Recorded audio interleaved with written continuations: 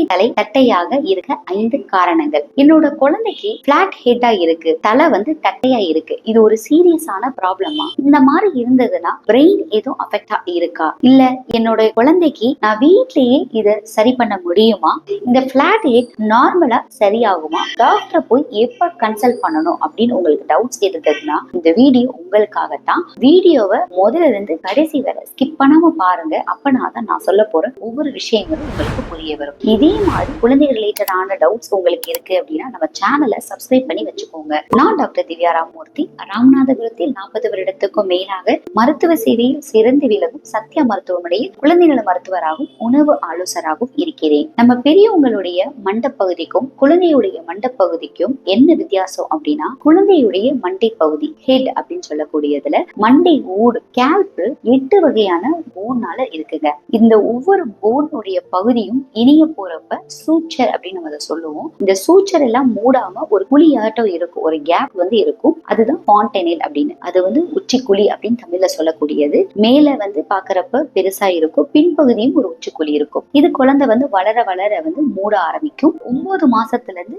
1.5 வயசு வரைக்குமே மூடுறது வந்து வேரியேஷன் வந்து நடக்கதான் செய்யும். சோ இந்த இது எதுக்கு தெரிஞ்சுக்கணும்னா, குழந்தையுடைய மண்டை ஓடு வந்து ரொம்ப சாஃப்டாவும் பிளெக்சிபிளா இருக்கும். இயற்கையாவே அது வந்து ஆக்கப்பட்டதுக்கு காரணம் என்னன்னா, ஒரு குழந்தை தன்னுடைய அம்மாவுடைய பர்த் கெனால்ல வந்து வர்றப்ப கொஞ்சம் அந்த பிளெக்சிபிள் இருந்துச்சு அப்படின்னா அந்த வளைவு சுழிவா வெளியே வர முடியும். இரண்டாவது காரணம், குழந்தையுடைய 2 வயது வரைக்குமே பிரெயின் டெவலப்மெண்ட் இருக்கும். அதுக்கேற்ற மாதிரி அவங்களுடைய மண்டையோடு விரிவு கொடுத்துச்சு அப்படின்னா பிரெயின் டெவலப்மெண்ட் நல்லா இருக்கும். சோ இது எல்லாமே இயற்கையா இருக்குது. அப்ப ஏன் இந்த பிளாட் ஹெட் வருது அப்படின்னா, குழந்தை வந்து ஒரே சைடு படுத்திருக்காங்க அப்படின்னால அவங்களுக்கு வந்து அந்த பகுதி வந்து பிரஷர் அதிகமா இருக்கிறனால, சோ இந்த மாதிரி குழந்தையுடைய ஸ்கல்ப் ரொம்ப சாஃப்டா இருக்கிறனால ஒரு சின்ன கீழே விழுந்தது அப்படின்னா கூட உங்களுக்கு வீக்கம் வந்து அதிகமா இருக்கும். அதுவே ஒரு காரணமா தான் இருக்கு பிளாட் ஹெட் வர்றதுக்கு. சோ இந்த பிளாட் ஹெட் ஏன் வருது அப்படின்னா, ஃபர்ஸ்ட் காரணம் குழந்தை வந்து ஒரே பொசிஷன்ல தூங்குறது. நிறைய குழந்தைய பாத்தீங்க அப்படின்னா 1.5 மாசம் வரைக்கும் ஒரே பொசிஷன்ல தான் தூங்குவாங்க, அவங்களுக்கு அந்த ரோல் ஓவர்லாம் நடக்கிறதுக்கு முன்னாடி வரைக்கும். இது ரொம்பவே காமன் தான். 2வது காரணம், குழந்தைய ஹேண்டில் பண்றது. குழந்தைய வந்து நீங்க பிரஸ்ட் ஃபீட் பண்றீங்க அப்படின்னாலோ இல்ல தூக்கி வச்சிருக்கீங்க அப்படின்னா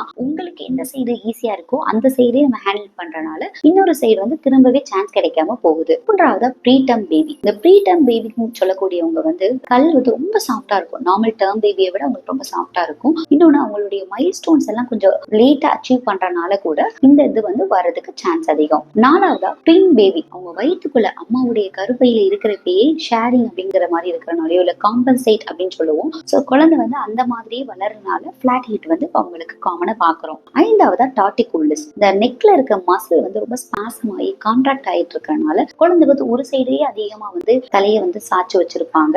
டார்டிகோலிஸ் வந்து ரொம்ப காமன் இல்ல, ரொம்ப ரேரான விஷயம் தான். நீங்க ஒரு பீடியாட்ரிஷியனை போய் பார்த்தாதான் உங்களுக்கு தெரிய வரும். சோ இந்த பிளாட் ஹெட் இருக்கு அப்படின்னா அம்மா வந்து ரொம்ப பேனிக் ஆகுறதோ இல்ல வேற ஏதோ ப்ராப்ளம், பிரெயின் அளவுக்கு வேற ஏதோ ப்ராப்ளம் இருக்கும் அப்படின்னு பயப்படுறாங்க.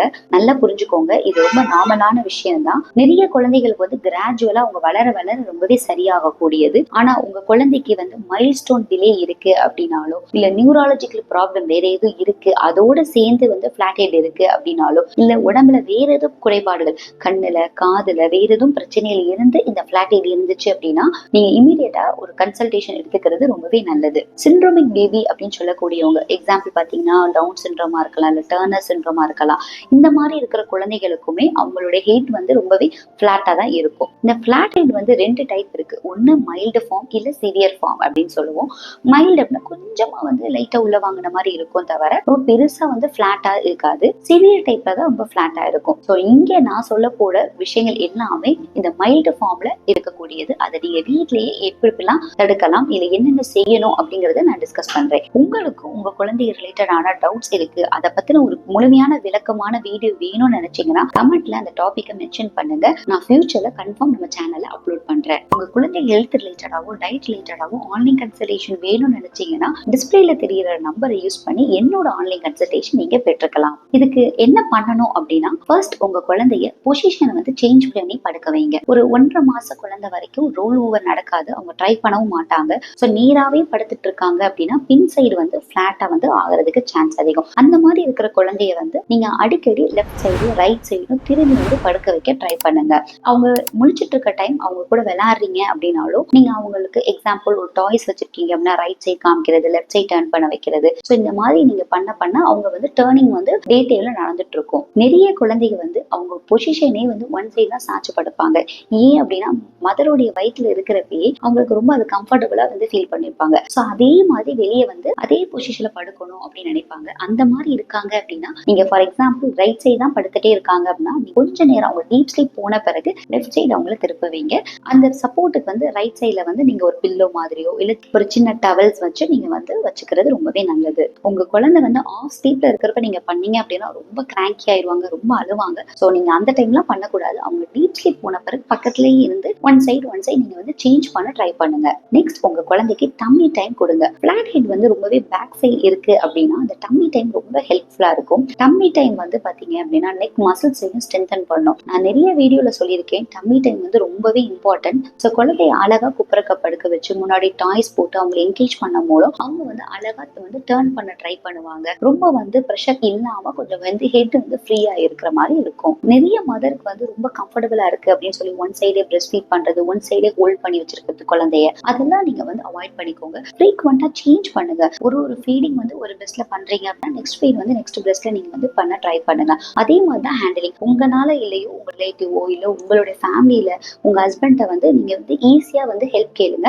அவங்கள ஹோல்ட் பண்றதுக்கு. நிறைய பேபி வந்து வெயிட் வந்து அதிகமா இருக்கு அப்படின்னு சொல்லிட்டு என்ன பண்ணுவாங்கன்னா பேரண்ட் வந்து ஹெல்த் கண்ட்ரோல் வந்து ஃபுல்லி அச்சீவ் ஆறதுக்கு முன்னாடி அவங்கள ஹோல்ட் பண்ண ட்ரை பண்ணுவாங்க. குழந்தைய எவ்வளவு ட்ரை பண்ணும். ஸோ இந்த மாதிரி பண்றப்போ ஹெட் வந்து கொஞ்சம் பின்னாடி வந்து கழுத்து போயிடும். ஸோ இதனால கூட வந்து குழந்தைக்கு வந்து அன்ஸ்டேபிளா இருக்கிற மாதிரி இருக்கும். ஸோ உங்க குழந்தைய நீங்க வந்து கேர்ஃபுல்லா ஹேண்டில் பண்ணுங்க. எப்பயுமே நம்ம சொல்றதான் ஹெட் அண்ட் நெக்கை வந்து நீங்க ஃபுல்லா இப்படி சப்போர்ட் பண்ணி தான் வந்து பிடிக்க வைக்கணும் தவிர சும்மா வந்து நெக்கை மட்டும் பிடிக்க கூடாது. கொஞ்சம் ஒரு 2-3 மாச குழந்தையா இருக்காங்க அப்படின்னா பேபி கேரியர் மாதிரி நீங்க டே டைம்ல நீங்க ஒர்க் பண்றீங்க அப்படின்னா முன்னாடி அதுல உட்கார வச்சுட்டு நீங்க அழகா வந்து ஒர்க் பண்ண ஆரம்பிக்கலாம். உங்க குழந்தைக்கு ரெகுலரா விட்டமின் டி அப்படிங்கிற டிராப்ஸ் வந்து கொடுத்துட்டு வாங்க. அது பிறந்தப்பயே நம்ம வந்து கொடுக்க ஆரம்பிக்கிறது 1 வயது வரைக்கும் மினிமம் நம்ம வந்து கொடுக்கணும். இந்த விட்டமின் டில வந்து போனும் மசில்ஸ்க்கு ஒரு ஸ்ட்ரென்த் எல்லாமே கிடைக்கும் அப்படிங்கறனால ரெகுலரா நீங்க கொடுத்துட்டு வரணும். இன்றைய காலகட்டத்துல தான் இந்த பிளாட் ஹெட் வந்து ரொம்பவே காமன் ஆயிருச்சு. முன்னாடி காலகட்டத்துல எல்லாம் பாத்தீங்கன்னா குழந்தைய வந்து அழகா தொட்டில வந்து தூங்க வைப்பாங்க.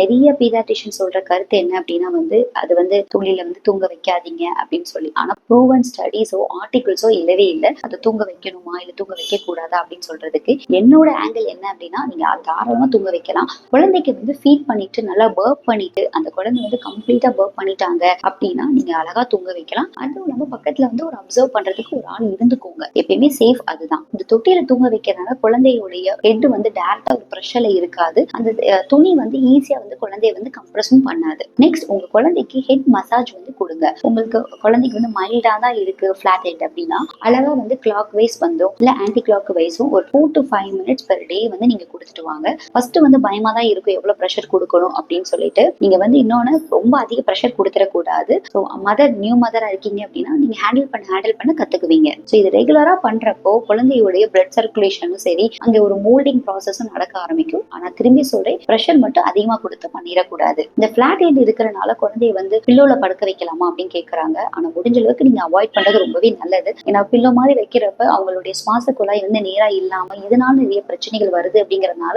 அதை நீங்க அவாய்ட் பண்றது ரொம்ப நல்லது. 80 to 90% வந்து இந்த பிளாட் ஹெட் வந்து அதுவாவே சரியாகும். குழந்தை வந்து நெக்ஸ்ட் மைல் ஸ்டோன்ஸ் எல்லாம் அச்சீவ் பண்ண முன்ஸ் நடக்க ஆரம்பிக்கிறாங்க விளையாட ஆரம்பிக்கிறாங்க அப்படின்னா வந்து அந்த கான்டாக்ட் சர்ஃபேஸ் ஏரியா பிரஷர் இதெல்லாமே ரொம்ப கம்மி தூங்குற டைத்தை தவிர. இன்னொன்னு அவங்களுடைய போனுமே ஸ்ட்ரென்த் ஆக ஆரம்பிச்சுட்டு இருக்கும். ஸோ இதெல்லாம் பாக்குறப்ப குழந்தைக்கு கிராஜுவலா இம்ப்ரூவ்மெண்ட் தான் கிடைக்க போகுது. ஆனா ப்ரீடம் பேபிக்கு மைல் ஸ்டோன் கொஞ்சம் டிலேயா இருக்கும். இன்னொன்னு அவங்களுடைய போன் வந்து ரொம்ப சாஃப்டா இருக்கும். அப்படிங்கறனால நான் சொன்ன எல்லா டிப்ஸையுமே நீங்க வந்து சப்போர்ட் பண்ணி அவங்களுக்கு பண்ணுங்க. இது ஒரு ட்ரீட்மெண்ட் இல்ல, நீங்க வீட்லயே பண்ணக்கூடிய விஷயங்கள் தான். இதெல்லாம் தாண்டி உங்க குழந்தைக்கு 3 வயதுக்கு மேலேயுமே நல்லா பார்க்கவே நல்ல பிளாட் ஹெட்டா இருக்கு அப்படின்னா அவங்களுக்கு பிசியோதெரபி இல்ல பேபி ஹெல்மெட் மாதிரிலாம் இருக்கு. ஆனா இது எல்லாமே ஒரு பீடியாட்ரிஷியனை பார்த்து அவங்களோட கன்சல்டேஷன் அண்ட் கைடன்ஸ் மூலம் தான் நீங்க வந்து பெற்றுக்கணும். உங்க குழந்தை விரல் சப்புறாங்க அப்படின்னா அவங்களுக்கு வீட்லயே என்ன செய்யணும் எது செய்யக்கூடாது அப்படின்னு நான் ஒரு வீடியோ போட்டிருக்கேன். வீடியோ ஃபர்ஸ்ட் கமெண்ட்ல கொடுத்திருக்கேன். கிளிக் பண்ணி பார்த்துக்கோங்க.